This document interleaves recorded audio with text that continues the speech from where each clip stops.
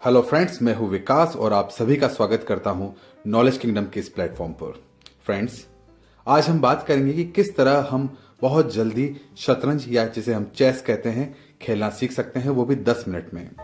मैं आपको विश्वास दिलाता हूं कि ये सबसे सिंपलेस्ट मेथड है जिससे आप सिर्फ 10 मिनट में चेस को खेलना सीख जाएंगे। तो आइए हम शुरू करते हैं। सबसे पहले हम शुरुआत करते हैं चेस की बनावट से। बेसिकली चेस 64 स्क्वायर से बना हुआ है। ये जो आप देख रहे हैं ब्लैक एंड व्हाइट जो स्क्वायर्स हैं, ये 64 हैं, जिसमें से 32 ब्लैक हैं और 32 व्हाइट स्क्वायर्स हैं। जिस तरह की आप देख पा रहे हैं स्क्रीन पर, ये जो वर्टिकल लाइंस हैं इन्हें हम फाइल्स कहते हैं। ये जो हॉरिजॉन्टल लाइंस हैं इन्हें हम रैंक्स कहते हैं। और ये जो तिरछी लाइन है, ये आप देख रहे हैं इस तरीके से, कोई भी मूवमेंट अगर चेस में इस तरीके से होता है तो इसे हम डायगोनल मूवमेंट कहते हैं। तो आइए अब हम मोहरों की लोकेशन को समझते हैं कि कौन सा मोहरा कहाँ है और कैसे इनको मूव किया जाता है। सबसे पहला मोहरा हमारे बीच जो है वो आप देख पा रहे हैं कि ये मैंने यहां से उठाया है।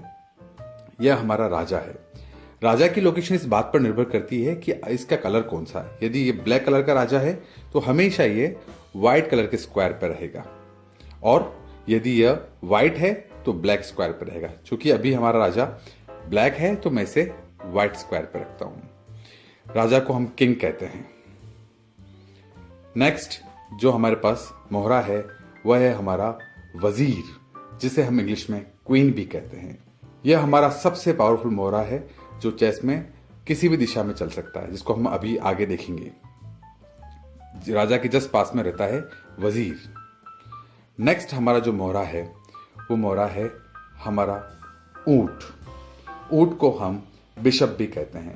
बिशप की लोकेशन हमेशा वजीर के इस तरफ और राजा के उस तरफ। चूंकि दो बिशप होते हैं, दो ऊंट होते हैं, तो आप पाएंगे कि इस तरीके से दोनों तरफ बिशप या ऊंट। अगला मोहरा जो हमारे पास है वह है घोड़ा। घोड़े को हम नाइट भी कहते हैं। नाइट दो होते हैं और हमेशा ऊंट के पास में होते हैं। दो घोड़े होते हैं और दोनों घोड़े ऊंट के पास में। इस तरीके से अब हमारे पास दो कॉर्नर खाली बचे हैं। कॉर्नर्स में हमारे पास होता है यह हाथी। हाथी को हम रूक भी कहते हैं। दोनों कॉर्नर्स पर एक एक रूक हम रखते हैं।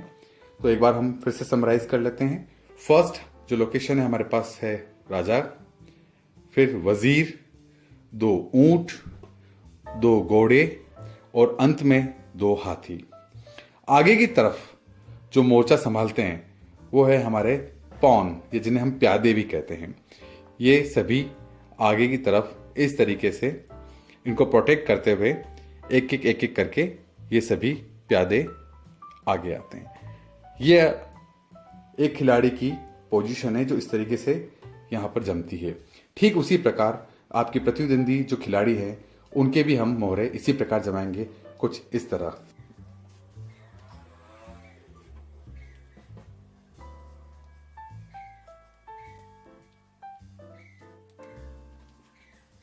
तो फ्रेंड्स, इस तरह हमारे दोनों खिलाड़ियों के मोहरे अपनी चाल चलने के लिए तैयार है। आइए हम गेम शुरू करते हैं और हर मोहरे की शक्ति या उसकी चलन शक्ति को हम देखने का प्रयास करते हैं। सबसे पहले हमारे पास जो मोहरा है वह है हमारा पॉन या प्यादा। प्यादे की एक विशेषता होती है कि प्यादा शुरुआत में एक कदम या दो कदम अपनी सहूलियत के अनुसार खिलाड़ी चल सकता है। वह एक कदम भी चल सकता है और दो कदम भी चल सकता है। लेकिन जब सामने वाले खिलाड़ी का अगर प्यादा यहां पर है, कोई भी अगर मोहरा यहां रखा है, तो वह उसे कैप्चर नहीं कर सकता, इस तरीके से नहीं मार सकता। हमेशा प्यादा क्रॉस में ही मारेगा। ये इस तरीके से इसे मार सकता है और इसे बाहर कर सकता है, लेकिन आमने सामने नहीं। प्यादा किसी भी बड़े मोहरे को मार सकता है, लेकिन शर्त यह रहेगी कि वो क्रॉस में मार सकता है। और यदि एक और नियम, प्यादा चलता हुआ यदि इस तरह आगे तक अंतिम जो रैंक तक पहुंच जाता है तो वह आगे चलकर कुछ भी बन सकता है। मीन्स वहां पे स्थित किसी भी मोहरे का स्थान ले सकता है। यह ऊंट भी बन सकता है, घोड़ा भी बन सकता है, और वो पुनः उसे जीवित कर सकता है। तो हमारा पूरा प्रयास ये होना चाहिए कि किसी भी तरीके से सामने वाले खिलाड़ी का मोहरा या जो प्यादा है वो यहां तक ना पहुंचे। हमारा अगला जो मोहरा है वह है हमारा हाथी, रुक। रुक की विशेषता होती है कि रुक सीधा भी चल सकता है और आड़ा भी चल सकता है, मीन्स वर्टिकली और हॉरिजॉन्टली। इस तरीके से रुक पूरा मूव कर सकता है। मैं उदाहरण से बताता हूं, यदि हमारा रुक यहां है और कोई भी प्यादा अगर यहां रखा है तो ये सीधा यहां से इसे मारकर बाहर कर सकता है, या यदि हमारा मोहरा यहां है और रुक हमारा यहां है तो इस तरीके से यहां आकर ये सीधा वर्टिकली भी इसे मार सकता है। ये हुआ रुक का मूवमेंट हाथी का। हमारा अगला प्यादा है घोड़ा। घोड़ा एकमात्र ऐसा मोहरा है जो किसी एक मोहरे के ऊपर से कूद सकता है। घोड़े का हमेशा मूवमेंट एल शेप में होता है। एल शेप का मतलब हमेशा 2.5 कदम चलता है।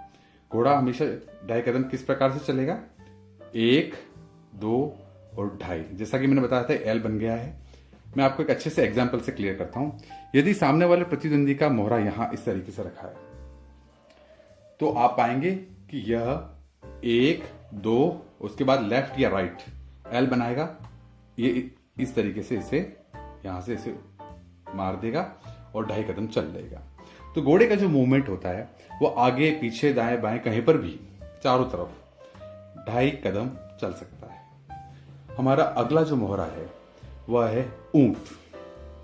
ऊंट का जो मूवमेंट होता है वह हमेशा डायगोनल होता है, मीन्स ऊंट ब्लैक से ब्लैक, अगर ब्लैक स्क्वायर पर है तो ब्लैक से ब्लैक पर कहीं पर भी इसे चाल को चल सकता है। उदाहरण के तौर पर अगर यदि हमारा अपोनेंट का जो मोहरा है वो यहां रखा हुआ है तो ऊंट तिरछा चलता हुआ इसको यहां मार सकता है। ऊंट कहीं पर भी ब्लैक से ब्लैक सिर्फ तिरछा ही चलेगा, ऊंट कभी भी सीधा या हॉरिजॉन्टली या वर्टिकली नहीं चल पाएगा। तो ऊंट की विशेषता है तिरछी चाल। हमारा अगला जो मोहरा है वह है सबसे पावरफुल, सबसे ज्यादा ताकतवर मोहरा, वह है हमारा वजीर। कहते हैं कि वजीर इस पूरे चेस की जान होती है।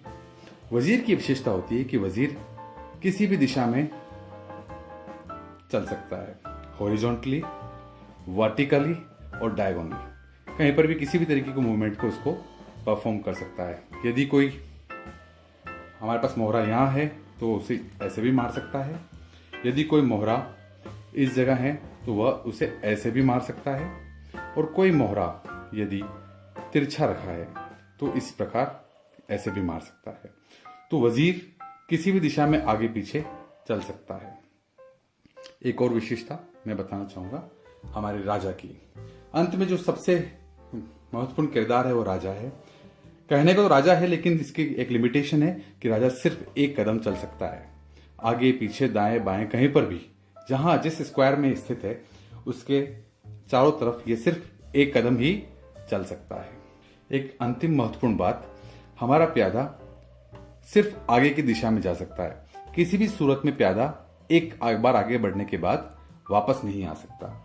बाकी सारे पीछे जितने भी मोहरे हैं वो आगे पीछे कितनी भी बार आप मूव कर सकते हैं, लेकिन प्यादा सिर्फ आगे की दिशा में ही जाएगा। फ्रेंड्स, यदि ये वीडियो आपको पसंद आया है तो इसे लाइक करना ना भूलें, इस चैनल को सब्सक्राइब करना ना भूलें और साथ में आ रहे बेल आइकॉन को दबाना ना भूलें, ताकि आपको आगे भी इस चैनल के सारे वीडियोस और अपडेट्स मिलते रहें। Thank you so much. बहुत जल्दी हम अगले पार्ट के साथ होंगे। Thank you so much.